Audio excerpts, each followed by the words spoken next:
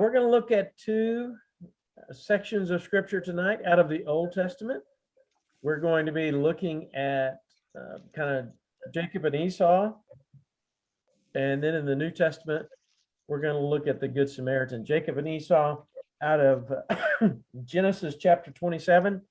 I think I've asked, the lesson goes into 28 as well, but I've asked Stan to read just 27. You know, we're going to see the kind of how things go down for Jacob and Esau and all of that. So Stan, if you're ready. Okay. We are ready when you are. When Isaac was old and his eyes were so weak that he could not longer see, he called for Esau, his older son, and said to him, "My son." "Here I am," he answered. Isaac said, "I am now an old man and don't know the day of my death. Now then, get your weapons, your quiver and bow, and go out to the open country to hunt some wild game for me. Prepare the kind of tasty food I like and bring it to me to eat, so that I may give you my blessing before I die." Now, Rebekah was listening as Isaac spoke to his son Esau. When Esau left for the open country to hunt game and bring it back, Rebekah said to her son Jacob, "Look, I overheard your father say to your brother Esau, 'Bring me some game and prepare me some tasty food to eat, so that I may give you my blessing in the presence of the Lord before I die.' Now, my son, listen carefully and do what I tell you. Go out to the flock and bring me 2 choice young goats, so I can prepare some tasty food for your father, just the way he likes it. Then take it to your father to eat, so that he may give you his blessing before he dies." And Jacob said to Rebekah, his mother, "But my brother Esau is a hairy man, and I'm a man with smooth skin. What if my father touches me? I would appear to be tricking him and would bring down a curse on myself rather than a blessing." But his mother said to him, "My son, let the curse fall on me. Just do what I say. Go and get them for me." So he went and got them and brought them to his mother, and she prepared some tasty food just the way his father liked them. Then Rebekah took the best clothes of Esau, her older son, which she had in the house, and put them on her younger son, Jacob. She also covered his hands and the smooth part of his neck with the goat skins. And then she handed to her son Jacob the tasty food and the bread she had made. He went to his father and said, "My father." "Yes, my son," he answered. "Who is it?" And Jacob said to his father, "I am Esau, your firstborn. I have done as you have told me. Please sit up and eat some of my games, so that you may give me your blessing." And Isaac said to his son, "How did you find it so quickly, my son?" "The Lord your God gave me success," he replied. And then Isaac said to Jacob, "Come near so I can touch you, my son, to know whether you really are my son Esau or not." And Jacob went close to his father Isaac, who touched him and said, "The voice is the voice of Jacob, but the hands are the hands of Esau."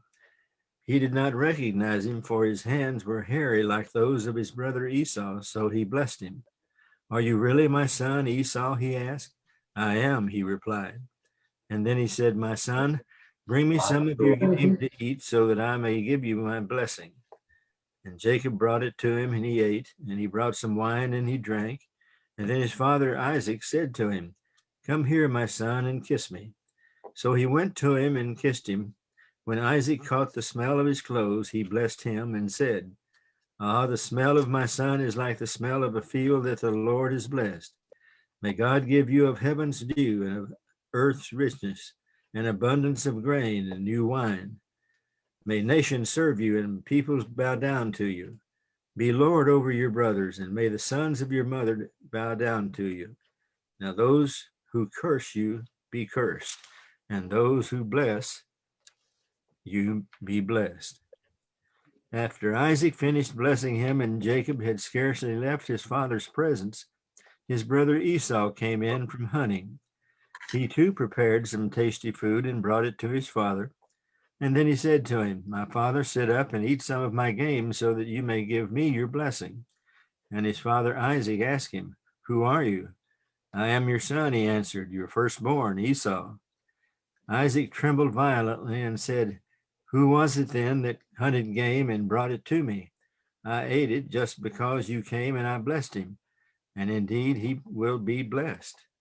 When Esau heard his father's words, he burst out with a loud and bitter cry and said to his father, bless me too, father.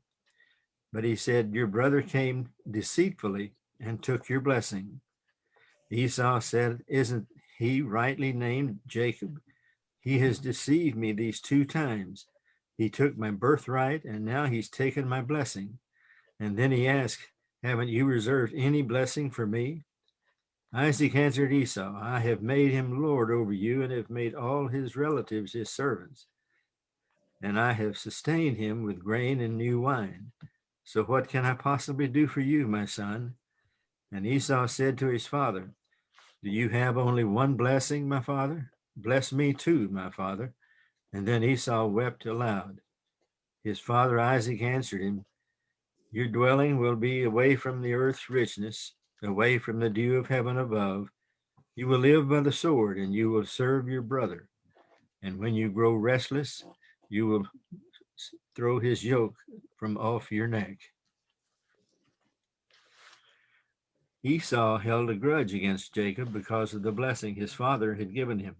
And he said to himself, the days of mourning for my father are near, and then I will kill my brother Jacob. When Rebekah was told what her older son Esau had said, she sent for her younger son Jacob and said to him, your brother Esau is consoling himself with the thought of killing you. Now then, my son, do what I say. Flee at once to my brother Laban in Haran. Stay with him for a while until your brother's fury subsides. When your brother is no longer angry with you and forgets what you did to him, I'll send word for you to come back, and from there, why should I lose both of you in one day? And then Rebekah said to Isaac, I'm disgusted with living because of these Hittite women. If Jacob takes a wife from among the women of this land, from Hittite women like these, my life will not be worth living. Okay, thanks, Stan. Wow, what a story. What do we learn about God in this passage? Anything stand out to you in that way? Regardless of what you plan or what you say or what you do, God has a plan and it will be carried out. All right.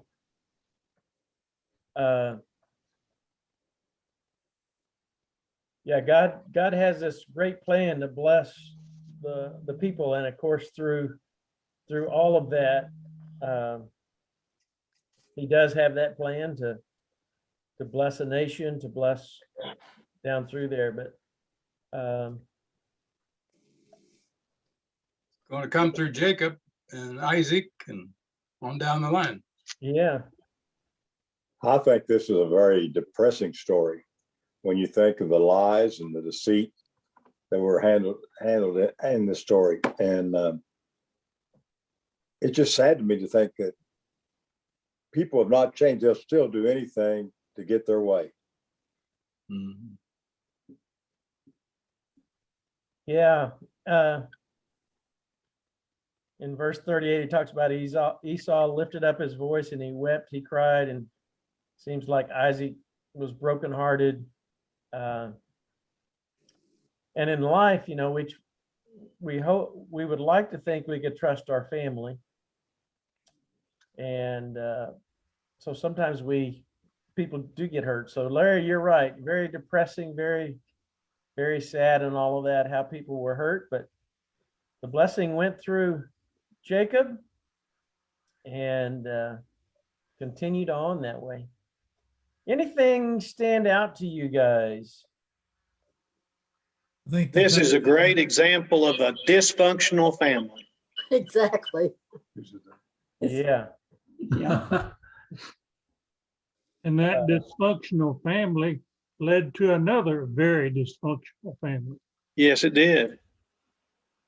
and which is true today when families get out of, whenever there's deceit involved and people are not willing to be honest, maybe twist the truth, maybe mistrust others, undermine others. There's not much mention about Rebecca. After she kind of schemed the scheme early on here. Kevin, Yes, Jim. why couldn't Isaac back out of that inheritance once he'd given it, when he realized he'd been deceived? It seems to me like he's the father, the head of that household. A son deceived him intentionally, and he could have negated that whole thing and started all over. Mhm. God didn't Jacob Among the Hebrews, happen that way. among the Hebrews, whenever someone says something, it had a great deal more impact than it does maybe in our day. Once something has been said, it can't be taken back in the ways of old times. It's like the law that was made in Daniel's day, that whenever the king made an edict, he couldn't take it back. And so you have that kind of a thinking, especially with regard to household matters and family matters and those kinds of things. Even though Jacob was a deceiver, a heel grabber, whenever the statement is made by Isaac, it cannot be taken back.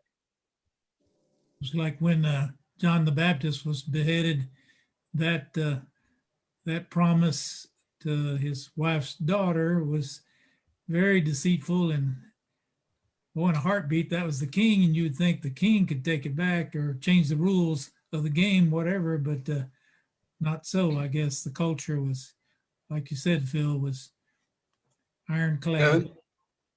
Yes, Wiley. Kevin, Rebecca knew from the birth that there would be a change in who is the best of the two. One will be serving, the oldest will be serving the youngest. And she knew that, and she was just hurrying it along, I think. Yeah, of course, Esau begs for, A blessing. Yeah. yeah. And wow, you can just imagine how much his desire was to do that. Yep. But like you said, God has an ultimate plan. And not that we are just victims to that. I don't want us to think that way. We have a choice to do what's right and all of that. But God has a plan too. Sometimes it doesn't work out exactly like we would like, but it is according to God's plan. And we by faith accept that many times and do what God wants for us, but can be very heartbreaking sometimes, especially when we think we deserve something, maybe even on our own goodness or one thing or another. So, well, there's probably some little something that sticks out to you more. I just find the whole thing fascinating, and nothing in particular stands out except for just overwhelmingly, it just seems like this was very deceitful, a lot of trickery, and a lot of broken hearts along the way. Kevin, it's interesting that even though they were twins, it refers to Esau as the older and Jacob as the younger over and over and over again. I think just to highlight, that this wasn't the way it was supposed to be. Yeah, good point. Ken, you were going to say something. Yeah, Esau had his mind made up that he was going to kill his brother when his dad died. But I think I've read someplace that his dad lived another 80 years before he died.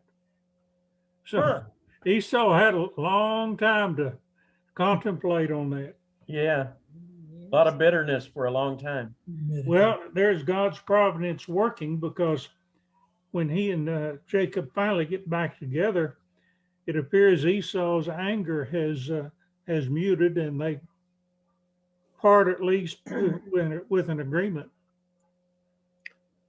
Jackie and I are parents of twins, and we think of the first one as Kara and the second as Tara. There is 16 whole minutes difference between the two. They were born the same day, but Cara Beth was born first. And so whenever we list our 4 children, it's always Krista, Kara, Tara, and Laura. And I guess just whoever comes out first is always going to be thought of as being older. Mhm. And they are.